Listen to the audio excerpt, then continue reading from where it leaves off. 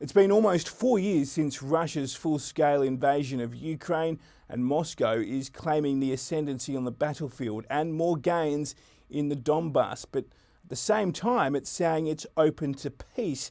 That's despite talks in Moscow between the White House negotiator-in-chief Steve Witkoff, a Kremlin favourite, and Russia's President Vladimir Putin appearing to go absolutely nowhere.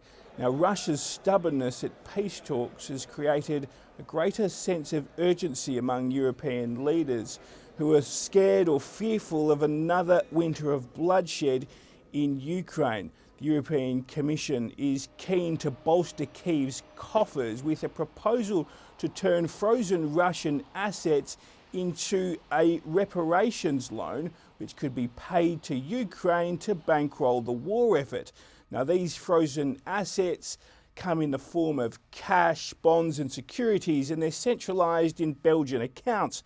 But the Belgian government is concerned that if sanctions are lifted on Russia, it could bear the brunt of future legal action. But the European Commission's President Ursula von der Leyen says safeguards are in place to ensure that doesn't happen. We have listened very carefully to Belgium's concerns, and we have taken almost all of them into account.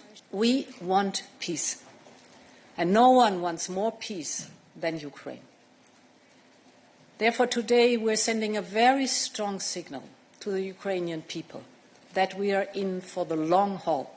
Foreign ministers met at NATO on Wednesday, but the United States was a noticeable absentee. There were calls amongst European leaders for the White House to enforce harsher sanctions on Russia to tighten the screws, but there's also growing concern that US President Donald Trump could lose patience and just walk away.